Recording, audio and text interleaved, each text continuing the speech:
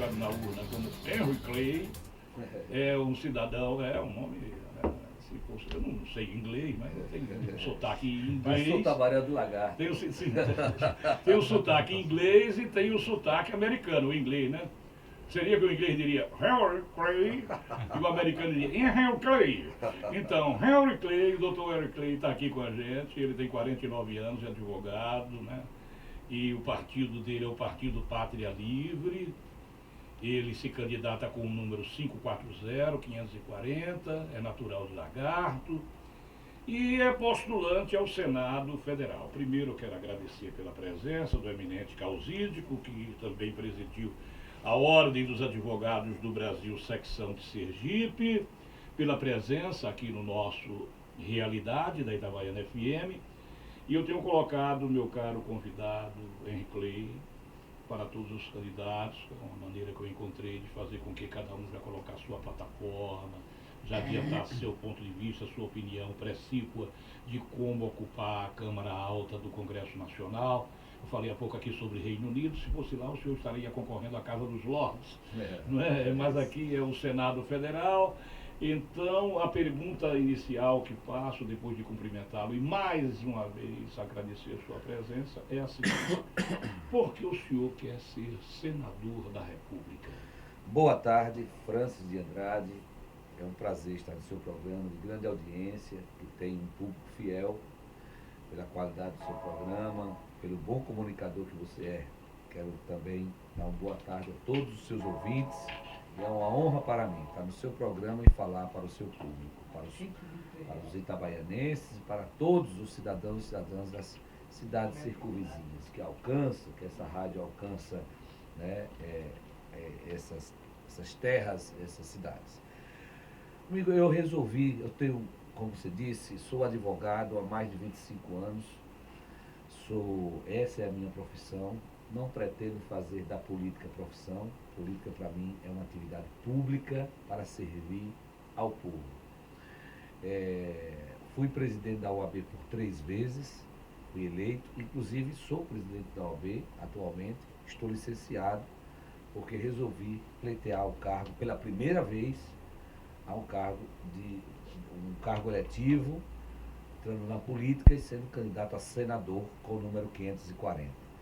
E resolvi porque muita gente me pergunta: Henry Clay, por que você, advogado, eu gosto da advocacia, me realizo com minha profissão, presidente da OAB, resolve, neste momento tão difícil, porque passa a política, tão desacreditada, resolve ser candidato a senador? E eu respondo que foi a força da minha indignação com tudo que está acontecendo que eu decidi a participar do pleito e a luta.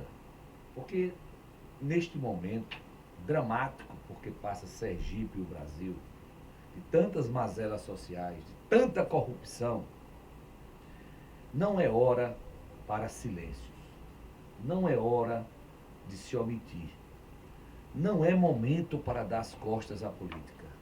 Eu poderia muito bem ficar no meu conforto, na minha casa, no meu escritório de advocacia, até mesmo na presidência da OAB, chegar no dia da eleição, viajar, não ir votar, né?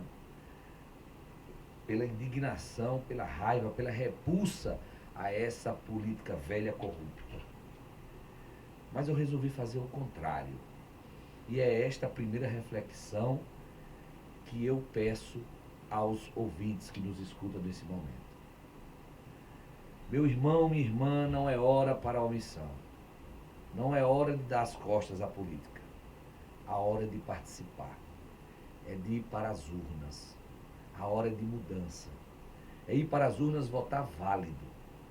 Votar consciente. Votar independente. Votar para mudar. O voto nulo, o voto branco, ou a sua não ida às urnas, significa que você só beneficiará aqueles políticos corruptos, malandros, picaretas, que estão no poder e estão torcendo para que você, que está indignado, que está cansado, que tem repulsa a esse tipo de malandro na política, continue no poder. Eles estão torcendo que vocês não vão votar, que vocês anulem o voto ou votem em branco. Porque se for votar, vocês não vão votar neles. Vocês vão votar no novo. Vocês vão votar em gente séria, ficha limpa, vida limpa, compromissada com o povo, com os direitos sociais, com a ética na política. Eu quero ser o seu candidato, o seu senador. Eu quero que você investigue a minha vida. Investigue a vida dos candidatos.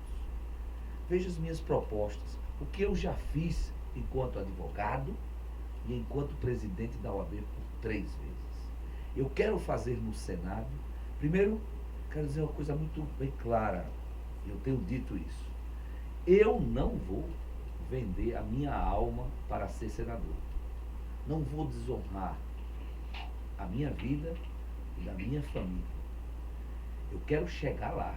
E vamos chegar lá. Com a força da independência do seu voto.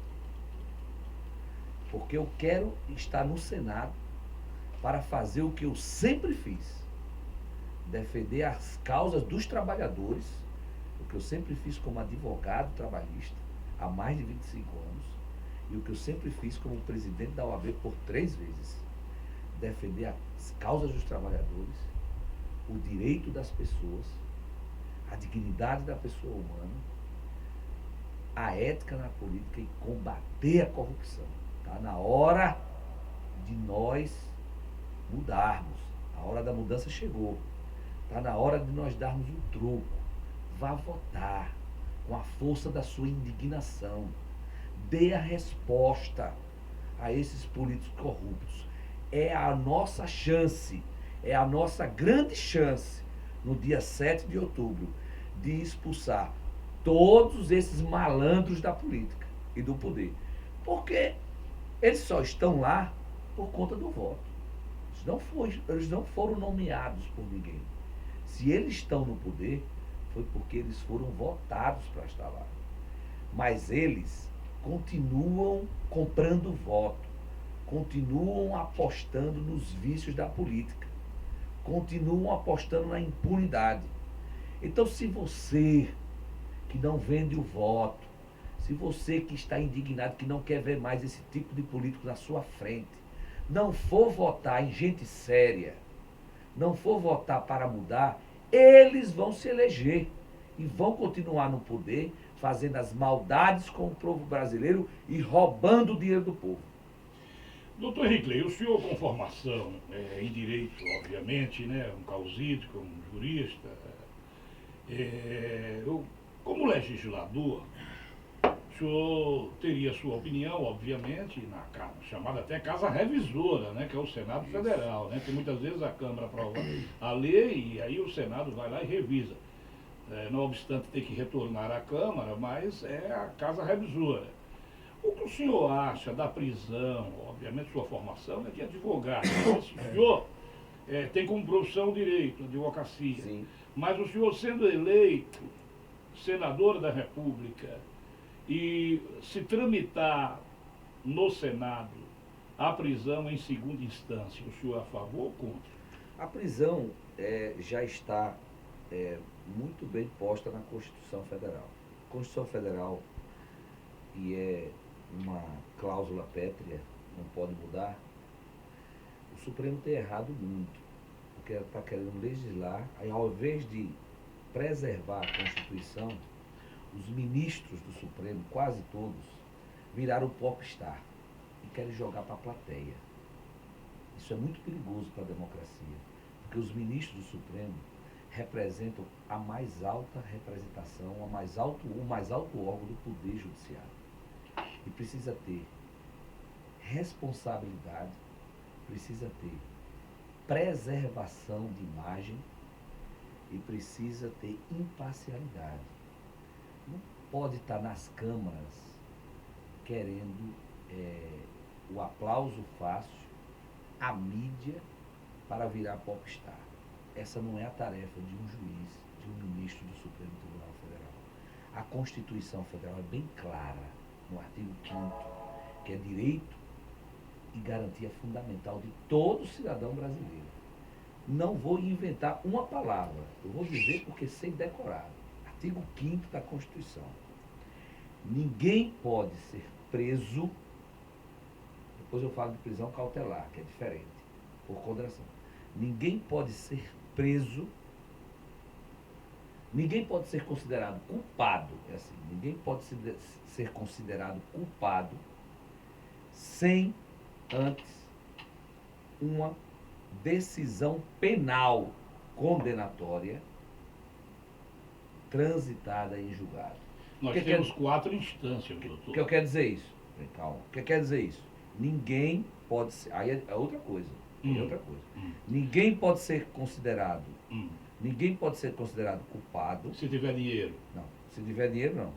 Se tiver, não tiver ainda tido uma decisão transitada em julgado. Mas a Constituição prática do Brasil seria essa estultícia que eu coloquei aqui, por minha inépcia, Não. por ser um camelô do rádio, um tabaréu do interior. Que eu acho que eu ouço o povo dizer o seguinte, que essa história de 4ª instância, primeiro o juiz da comarca, aí vai para o Tribunal de Justiça do Estado, aí vai para o STJ, até o STF. Não, eu sou contra a 4ª instância. Ela só privilegia. Que, por exemplo, o Luiz Estevão só está preso depois que tomaram a decisão da 2ª instância. Ontem, Reinan, por um caso de 13 anos que já tinha prescrito com aquela história da namorada às custas da empreiteira, foi absolvido. Só quem tem dinheiro e poder é absolvido. 40% dos presos brasileiros, o senhor conhece muito bem isso, que o senhor é advogado, e eu não vou dizer que o senhor é um mercenário, porque o senhor tem larga folha de serviços prestados na advocacia sergipana, tanto é que os seus companheiros, os seus pares o elegem pela 3ª vez, não é isso? Isso. Por exemplo, a justiça brasileira, o que o povo absorve, o que o povo sabe, é que quem tem dinheiro se solta, não vai preso e passa pouco tempo na cadeia, e quem não tem dinheiro vai preso. Como o senhor, como legislador, como conhecedor, não é? Um operador do direito, com notório saber jurídico, como senador da República, o que é que o senhor faria, qual seria a sua proposta para, em síntese, colocar, por exemplo, a ceguinha, que fica com a venda nos olhos, mas tem uma balança na mão, e quando se coloca na balança dela pesa mais para um lado, e quem não tem o que colocar não pesa. O que o senhor faria para fazer uma paridade, para o senhor fazer uma equidade a nível desse poder que Rui Barbosa, jurista como o senhor, que também foi senador, disse que é a pior das ditaduras, porque depois que ela decide, você recorre para onde? Para o céu ou para o inferno? Pois é. Então, o que o senhor faria como senador da República? Então, eu como trabalhador, sou advogado, sou trabalhador igual a você e ganho honestamente o meu dinheiro, honorários igual a você. E o que eu... Diferente, né, doutor? O senhor ganha mais. Eu ganho pelo que... Radialista é o seguinte, ganha pouco, mas é divertido. É bom. É divertido. Eu também não me divirto porque sou feliz com a advocacia. Eu sou feliz com o rádio. Então, assim, eu não sei quanto você ganha, eu sei que eu ganho o suficiente para viver, O suficiente viver decente. dignamente. Não, o suficiente decente é uma maravilha. É isso.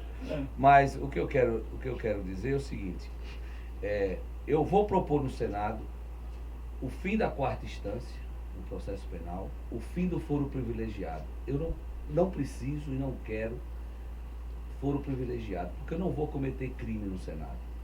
Foro privilegiado para político é para quem quer se esconder dos crimes ou se proteger dos crimes que comete, principalmente do crime de genocídio, que é da corrupção. Eu vou propor a reforma do judiciário. O senhor começou o discurso, o senhor vai ter tempo, me permita, não é?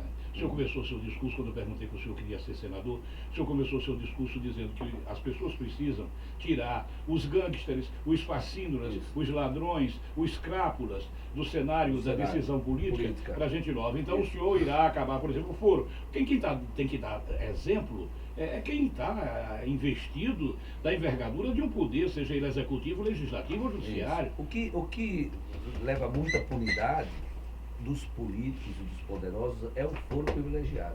Isso precisa acabar. A sociedade não aceita mais isso. É preciso acabar o foro privilegiado. Para que senador com foro privilegiado? Para não ir preso.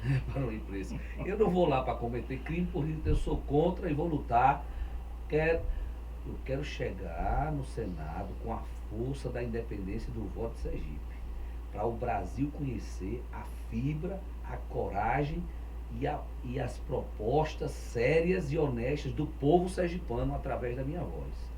Eu quero propor o fim do foro privilegiado, a reforma do judiciário.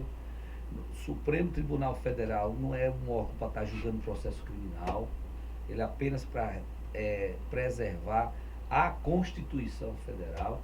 Passa o tempo todo aí os processos acumulados e ninguém é preso.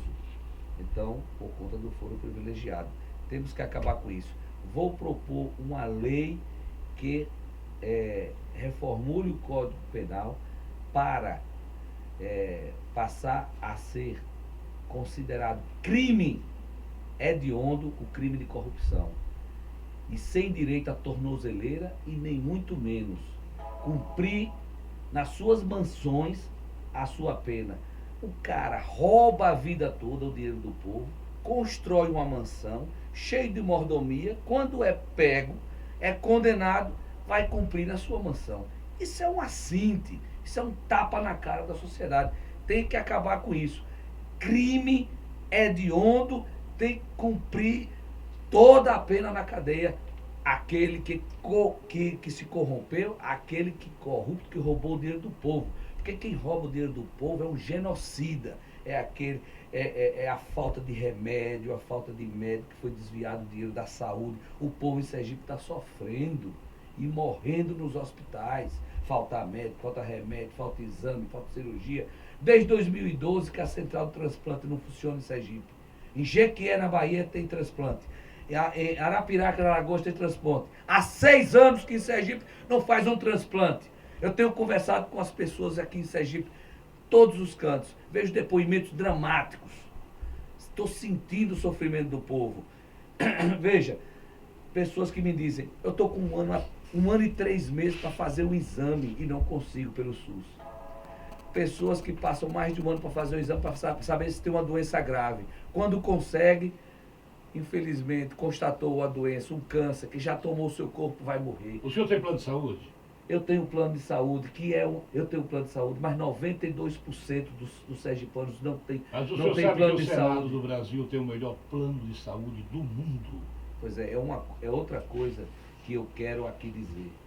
Eu não vou aceitar nenhum auxílio, mordomia do Senado, porque eu não fui para lá para mamar nas tetas do Senado. Eu fui para lá para representar o povo. É o melhor plano de saúde do mundo. Eu quero acabar com essas mordomias que é um assinte ao povo brasileiro. E o mandato de 8 anos, doutor? Nós já estamos conversando com o advogado Henry Clay, que é candidato ao Senado Federal pelo partido Pátria Livre. Ele está na coligação Um Novo Governo para Nossa Gente. É a candidatura do Valadares a uma vaga e ele é companheiro na outra vaga. E eu pergunto ao senhor, um mandato de 8 anos, o que o senhor acha disso? É o que está previsto na Constituição, né? É um mandato de 8 anos. Mas a Constituição pode ser mudada. Pode ser mudada para 4, não tem problema nenhum. Eu concordo com isso. Até para... Porque assim, essas eleições, por exemplo, por conta desse mandato de 8 anos, nós temos eleições... Por exemplo, o senhor tem 49 anos. Nós temos a 4 a 4 anos, né? A eleição. Uma eleição, você vota... Isso atrapalha muito o eleitorado.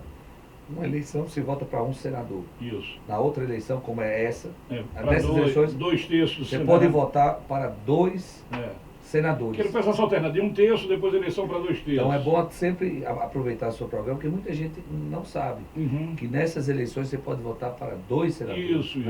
Então, na verdade, o Senado, porque o sistema é bicameral no Brasil, o Senado, ele é composto por 81 senadores, diferente dos deputados federais. 513 que São representam 513, o povo, deveriam representar o povo, e o Senado representa os estados. Então, o mesmo número de senadores que tem em Sergipe tem São Paulo, é o mesmo número que tem em São Paulo. 3 por cada ente federal. Por cada ente federal. Então, é um espaço da República muito importante para atuar, para combater a corrupção, para propor novas leis. O pessoal diz que as cobras mais criadas estão o veneno que é inoculado de O desafio é grande, mas, olha... Por exemplo, o senhor tem 49 Eu sou anos. baixinho, sou sergipano, de lagarto, sou ousado. O barco para frente.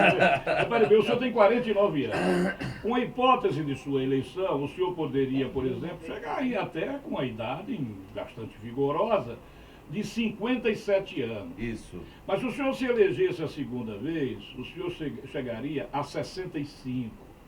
Não é isso? Isso. Aí se o senhor fosse 3 vezes, o senhor chegaria a 73. Não é isso? Então, a gente vai vendo o seguinte, longevo, eu não estou em nada aqui contra a longevidade, essa questão cronológica, porque quando Konrad Adenauer foi governar a Alemanha no pós-guerra, né? Perguntaram para ele, né? Aliás, perguntaram para ele, não, perguntaram para o Tancredo, em 84, quando o Maluf disse que o Tancredo estava velho, não foi assim? Isso. Aí ele disse que o Konrad Adenauer teria recuperado a Alemanha no pós-guerra aos 82, e que Nero tocou fogo em Roma aos 35, entendeu? Então, mas é um mandato e tanto, 8 anos. E quando o sujeito não faz nada, fica só surfando em Brasília, um senador, doutor Henrique, custa em média R$200 mil por mês. É um absurdo. Quer dizer que 8 anos, 12 vezes 2, um 2 milhões e 400, então 8 anos, vai dar aí quase 18 milhões de reais. Né? Quando tem o custo-benefício, o cara é operante, atuante, e principalmente não é corrupto, não rouba, aí ele vai dizer, não, eu fui pago, eleito pelo povo e fiz isso. E quando o indivíduo, além dele custar essa fábula, essa fortuna que o povo paga depois de elegê-lo, e ele ainda rouba, e ainda tem o foro privilegiado, ele é preciso... O senhor advogado, se o juiz de direito mandar levar uma intimação na minha casa, graças a Deus nunca chegou, mas se mandar, eu tenho que comparecer. Isso. Chega lá, meritíssimo, aqui estou, vim cumprir, não é? É o que determina a lei, não é assim, doutor? É verdade. Se o senhor fosse um advogado, diria no ato, França, vá lá, vamos, né? É que eu lhe acompanho, tudo bem, mas vamos ao meritíssimo. Isso. O magistrado mandou, né? O Supremo Tribunal Federal, a Suprema Corte, mandou o oficial de justiça para a porta de Reinan Calheiros. Ele disse, não recebo, não estou aqui. Ele mesmo disse, eu não estou aqui, não recebo. E o Supremo ficou de cócoras para o coronel Alagoano.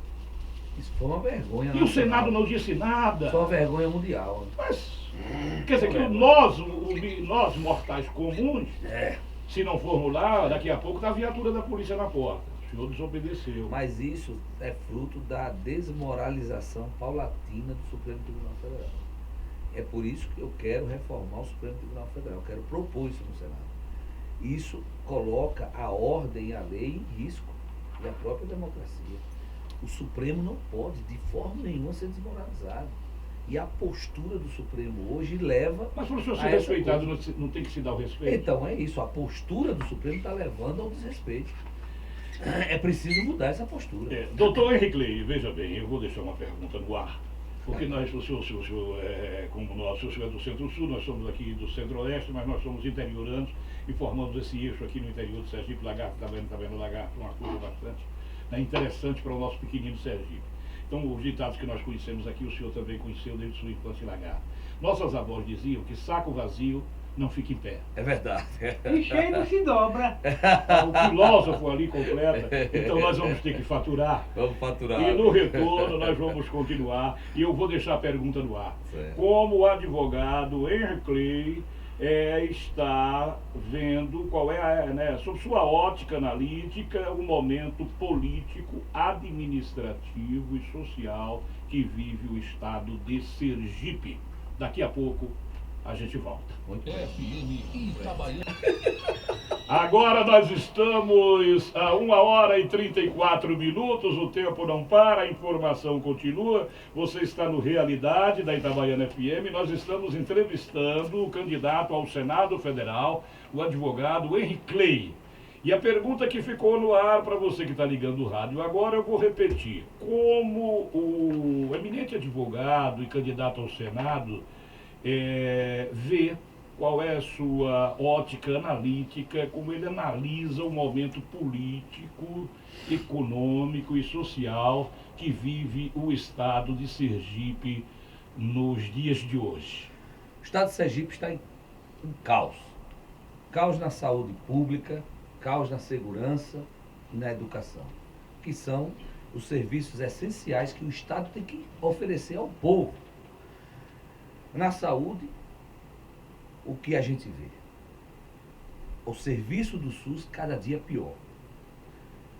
Falta médico, falta remédio, cirurgia, exames, o povo sofrendo e morrendo nos hospitais.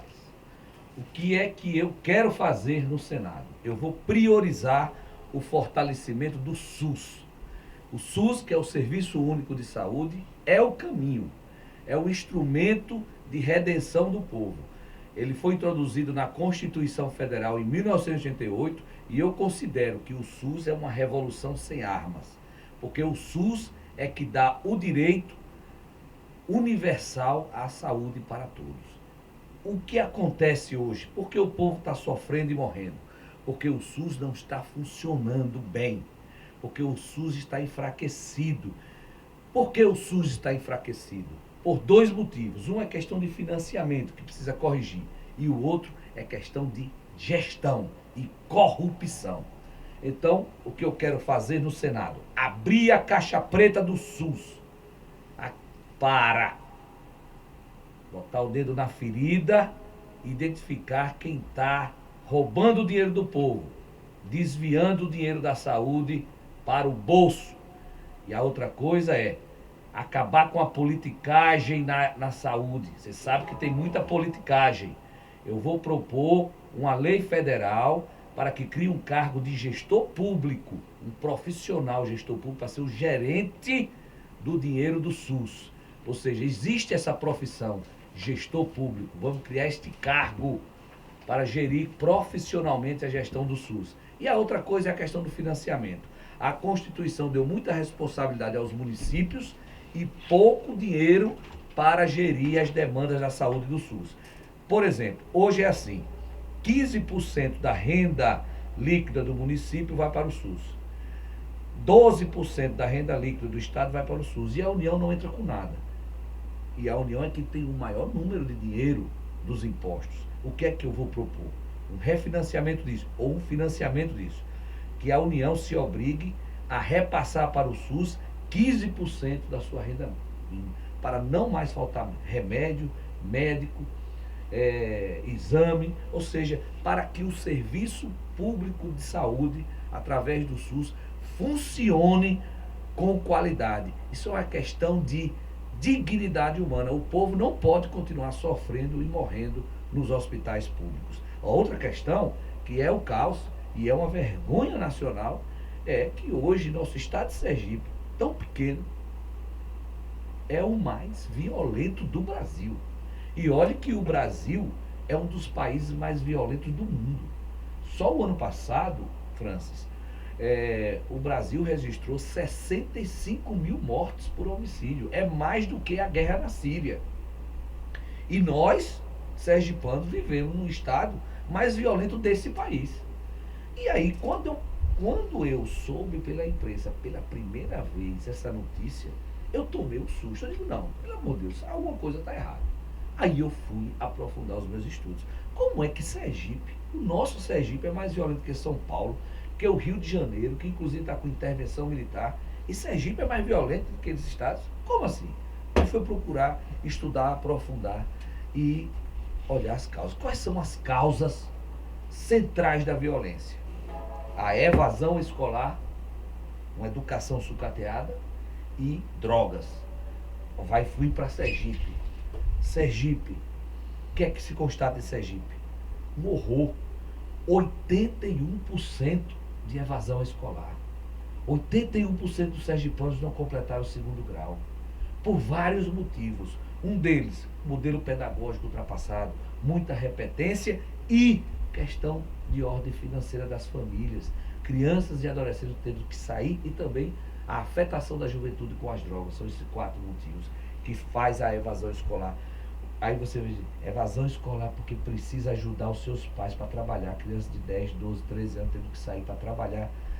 Porque aí você vai para as rendas mínimas em todos os municípios de Sergipe. A política que se faz em Sergipe é atroz, é indecente, ela é perversa com o povo. Em todos os municípios de Sergipe, inclusive em Itabaiana. Quase metade da população. Aqui em Itabaiana é 48% da população tem renda, vive com renda mínima menos que o salário mínimo. Menos que o salário mínimo. Porque esse índice em outros municípios é bem maior. Bem maior, se for um município ainda mais pobre, é bem maior. Então, isso leva, inclusive, à evasão escolar. A evasão escolar é uma das causas centrais da violência. A outra é a droga. Hoje são 120 mil pessoas hoje viciadas em droga em Sergipe. Não há um projeto de prevenção às drogas, de combate às drogas em Sergipe. Droga também é um problema central da violência. O que é que eu quero fazer no Senado Federal para combater a violência? Primeiro, nós sabemos que hoje a violência ela é nacional, é grave. Os estados brasileiros faliram e perderam no combate ao crime, principalmente ao crime organizado e no combate às drogas. Aliás, não tem nem combate às drogas. O que é que eu vou propor? Mudar a Constituição, fazer uma repactuação federativa. Porque na Constituição hoje está o seguinte: o único responsável pela segurança pública é o Estado, são os estados. Eu quero propor que a segurança pública seja agora nacional e seja cooperado com a União, estados e municípios também. Primeiro, para combater as drogas, fechar as fronteiras, fortalecer as fronteiras do tráfico de drogas.